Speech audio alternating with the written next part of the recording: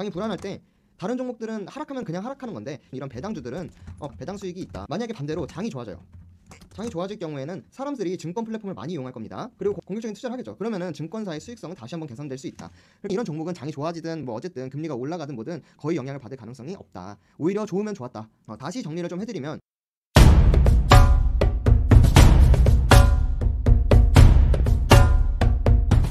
네, 반갑습니다. 주식 리더입니다. 자, 주식하는 사람이라면은 꼭 한 번쯤은 공략해볼 만한, 그리고 공략해봤을 만한 배당주, 오늘은 이 배당주를 준비를 해왔어요. 안 그래도 베트남 개발이라고 굉장히 위험한 주식이 시장을 교란시키고 있죠. 물론 이제 베트남 개발로 수익이 났다면은 교란종이 아니라 효자겠죠. 근데 저는 이제 베트남 개발로 수익을 못 냈기 때문에 저한테는 교란종이고 베트남 개발이 뭐 배당이 30%가 넘는다는 소식이 있어요. 어마어마합니다. 이 배당을 30%나 주는 주식이 저는 솔직히 있는 줄도 몰랐거든요. 근데 이제 베트남 개발이 뜨고 나서 찾아보니까 그렇게 주더라고요. 어쨌든 이제 오늘 주제는 배당이고, 배당주에 관심이 있으신 분들은 한번 연말까지 잘 공략을 해보시길 바라면서 오늘 영상 들어가 보겠습니다. 들어가기 앞서서 이제 오픈 채팅방 무료로 운영하고 있는데 아직 입장 안 하신 분들은 입장해 주시면 되겠습니다. 뉴스 정보나 뭐 종목들, 그리고 뭐 매매 노하우들 공유 드리고 있으니까 참여해 주시고요. 무료입니다. 그리고 유튜브 종목도 승률이 굉장히 좋아요. 쭉 훑어보시면 뭐 10%, 20%짜리 1, 2주 보유하면은 나버리는 종목들도 많으니까 유튜브 공부 잘 하시고요. 오늘 소개해드릴 종목은 뭐 유튜브에 지금까지 올려드렸던 종목처럼 뭐 10%, 20% 수익 날 종목은 아닐 거예요. 근데 이제 앞으로 있을 상승이랑 배당까지 더한다면은 충분히 한 10%, 20% 버금가는 수익을 맛보실 수 있을 거라고 생각합니다. 자, 배당주를 알아보려면은 배당 수익률이 당연히 높은 주식을 공략을 해야겠죠. 그건 이제 기업 공시를 가서 뭐 다트나 뭐 이런 데 가서 기업 공시 보셔도 되고, 아니면은 여기 기업 분석 창이 있어요. 자, 기업 분석 가셔가지고 여기 맨 밑에 배당 수익률 요걸 보시면 되겠는데 뭐 2.5%, 3.7%, 1.8% 이렇게 나와 있죠. 요렇게 보셔도 되고, 아니면은 가장 쉽게 비교할 수 있는 곳은 그냥 뭐 네이버에 자, 이렇게 배당주라고 검색만 하셔도 쭉 순위로 뜹니다. 상위 종목 더보기 가셔가지고 배당 수익률을 쭉 훑어보시면 되겠습니다. 여기 가운데 배당 수익률 보이시죠? 이렇게 보시면은 아까 말씀드린 대로 베트남 개발 같은 경우에는 32%나 배당 수익을 주고 있어요. 그리고 이크레더블 같은 경우에는 뭐 15%, 그리고 효성TNC 뭐 14% 해가지고 쭉쭉쭉쭉 해가지고 비교해서 굉장히 잘 나와 있습니다. 딱 제가 이거를 거의 모든 종목을 훑어봤 눈에 띄는 종목이 한 2개 정도가 있더라고요. 하나는 효성TNC였습니다. 근데 이게 보니까 한 주에 이제 30만원짜리더라고요. 아무래도 주가가 비싸면 손이 안 간다 하시는 분들이 많이 계셔가지고, 그래서 이거 말고 오늘 준비한 종목은 삼성증권입니다. 네, 삼성증권이라는 종목을 한번 준비를 해봤어요. 네, 종목별 매매 동향 보시면은 근 한 달 동안 외인이랑 기관이 주로 들어왔습니다. 금융투자 뭐 투신 쪽에서 많이 들어왔고요. 보시다시피 개인들은 오늘 조금 들어왔긴 했지만 대체로 빠지고 있습니다. 잘 안 사고 있습니다. 이런 종목들이 이제 조용히 잘 가죠. 근데 이거를 저번 주에도 이 생각이 들어가지고 삼성증권 드리려고 딱 한번 봤는데 딱 갭이 떠 있는 거예요. 저번 주 금요일이었네요.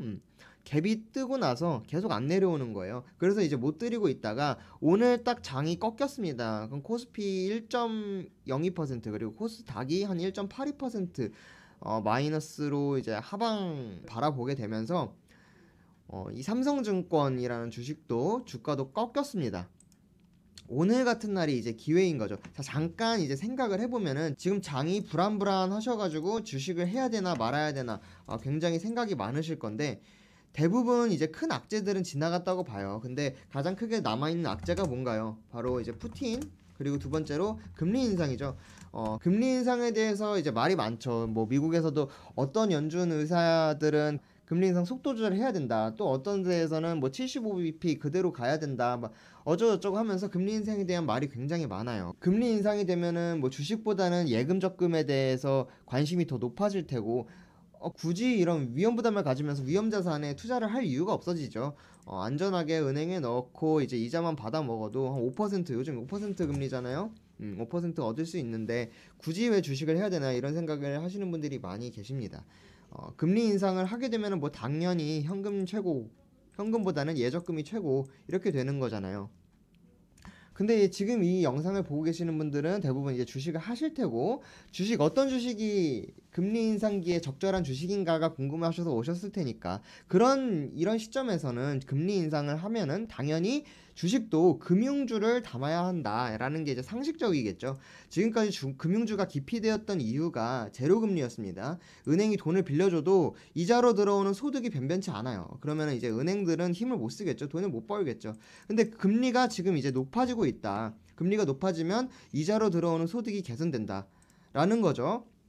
그런 측면에서 이제 은행주 말고 이 증권주도 똑같죠. 미수 쓰잖아요, 여러분. 그죠? 미수 쓰지 마세요. 그러면 미수를 쓰면은 수수료라든지 이자라든지 이거 누가 가져가는 건가요? 증권사가 가져간단 말이죠. 거기다가 이제 이거 들고 있으면은 안전하게 배당도 준대요. 11%. 네, 11%나 배당을 준다고 해요. 은행에 예금 넣으면은 이자가 몇 퍼센트인가요, 요즘에? 5%잖아요. 지금 거기다가 이제 우대금리 이런 거 조건 맞추려면은 까다롭습니다. 굉장히 실적도 채워야 되고 뭐도 해야 되고. 근데 얘는 뭐예요? 그냥 연말까지 보유만 하면 준대요. 그리고 주가가 올라갔어. 그래서 11% 이상이 나와요. 그러면은 팔아버리면 되는 거고요. 11%안 나온다 하면은 배당 받는 게 더 이득이네 하고 안 팔면 되는 겁니다. 그럼 배당 11% 받으면 되는 거예요. 그리고 가지고 있으면은 주가는 당연히 오를 거라고 저는 생각합니다. 왜냐? 장이 지금 이제 조금씩 좋아지나 하는 생각이 들잖아요, 여러분. 장이 좋아지면은 이 위험 자산에 대한 투자 심리도 개선이 될 겁니다. 그러면은 이제 주식을 잠깐 접었는데 다시 시작해 볼까 하는 사람도 늘어나고 이제 좀 괜찮아졌네. 물 좀 타야겠다 하는 사람도 많아질 거예요. 그 말은 뭐예요? 이 증권 플랫폼을 이용하는 사람이 점점 더 증가할 거다. 주식을 살 때도 조금 더 공격적으로 투자를 하는 사람도 늘어날 거다. 그러면은 증권사의 수익률 또한 개선이 될 거다라는 거죠. 그냥 이런 종목은 장이 좋아지든 뭐 어쨌든 금리가 올라가든 뭐든 거의 영향을 받을 가능성이 없다. 오히려 좋으면 좋았다. 라고 보시면 되겠습니다. 어떻게든 수익을 낼 방법이 생기는 주식이다라는 거죠. 다시 정리를 좀 해드리면 금리 인상에 대한 수혜주로 뭐 은행주 뭐 보험주 등등 많지만 이 증권주도 금리 인상의 수혜를 받을 수 있다라고 보는 거고요. 왜냐? 아까 말씀드렸듯이 증권사에서 대출을 한다든지 아니면 미수에 대한 이자라든지 이런 수익성이 생기는 거죠. 그리고 장이 불안할 때 다른 종목들은 하락하면 그냥 하락하는 건데 이 증권사들 뭐 은행주든 보험주든 이런 배당주들은 배당을 준다. 배당 수익이 있다. 주가가 하락하더라도 추가 수익이 생길 수 있다. 그죠? 만약에 반대로 장이 좋아져요.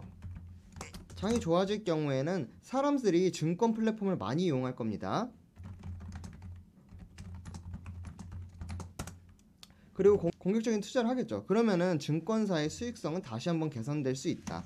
그러니까 뭐 어떤 방향으로 장이 흘러가든 금리가 흘러가든 수혜를 받을 수 있는 주식이라는 거죠. 주식에 이제 안전빵이 있다고 하면은 이 배당주들, 특히 이 증권주들을 보면 된다라는 말씀입니다. 그 중에 이제 차트도 좋고 수급 동향도 좋은 종목을 제가 이렇게 골라왔지 않습니까? 그럼 이 종목 한번 같이 공략을 해보시면 될 거예요.